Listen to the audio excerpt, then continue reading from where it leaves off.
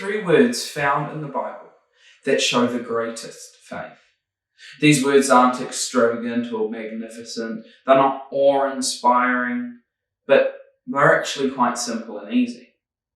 These three words are, so they went. And today I want us to delve into three men that had these words as either the beginning or the continuation of their story of faith. The first one is Abram, later renamed Abraham. We all know the story of this man. He was a nomad, a nobody, picked by God to be the founding father of God's chosen people, asked to abandon everything he knew and loved for the undisclosed purpose of God. When I say undisclosed, I don't mean the plan. Abraham knew the plan. He just didn't know when it was going to happen. When reading this in Genesis 12, we're all forced to ask what our response would be. Would it be I can't this week, Lord, can't get the time off work, I'm quite busy at the moment? Or would it be just a stern no? Or like Abraham, will there not be so much words as there are actions?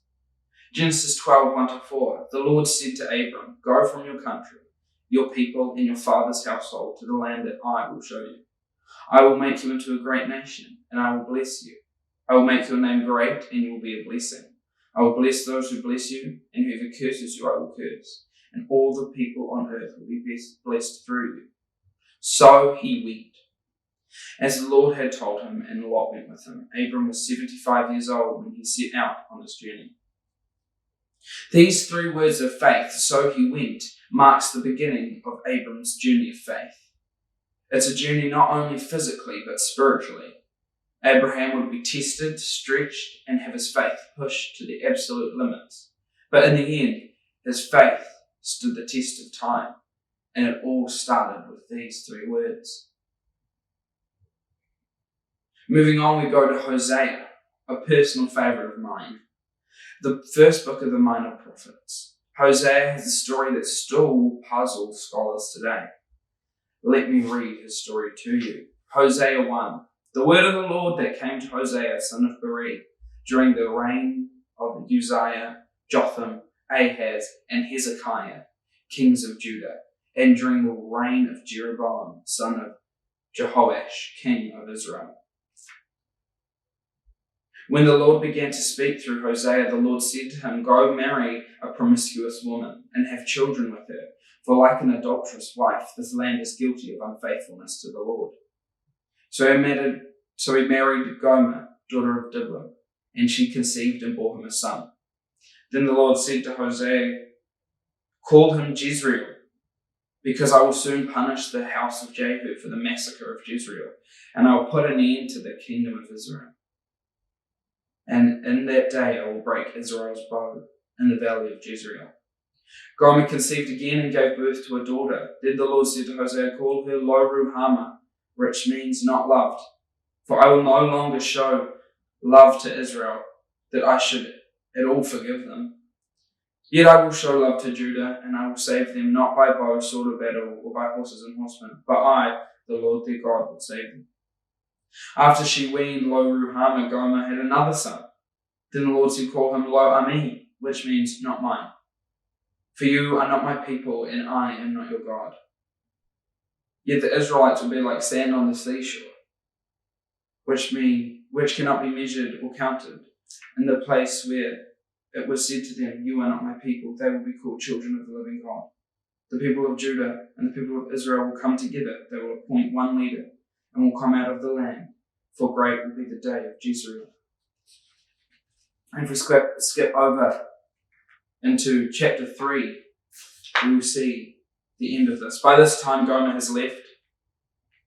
Gomer has gone off back to her old ways. But then the Lord said to Hosea, go, show your love to your wife again. Though she is loved by another man and is an adulteress, love her as the Lord loves the Israelites. Though they turn to other gods and love the sacred raisin cakes. So I bought her for 15 shekels of silver and about a homer and a lethek of barley. Then I told her, you are to live with me many days. You must not be a prostitute or intimate with any man, and I will behave the same way towards you.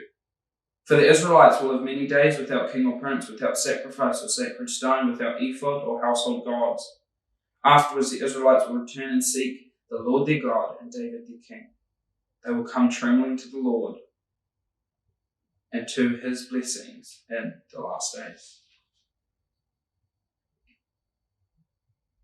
Hosea was faithful to God in his call. Even when he would have been confused, he still went. Hosea knew Gomer wouldn't be faithful, yet he married her anyway. He went in knowing that his heart would be broken. Hosea knew this wouldn't be easy, but he went anyway. Again, our faith is being tested when we read this. Have we put up a boundary for God? God, take me wherever you want me, just not over there. And are we ignoring God's voice when he requests us to do something we weren't necessarily comfortable with? Hosea shows us faith is living out of the comfort zone. Have you got the faith like Hosea? Third, Joseph. Thought it was quite fitting that we would end with Joseph as Christmas is fast approaching. A while back I was reading one of the Christmas stories in Matthew 1. And the Christmas story, as you all know, is about the birth of Jesus. But as I was reading, I tasked myself with putting my focus on a character that I and many others for years have been guilty of ignoring.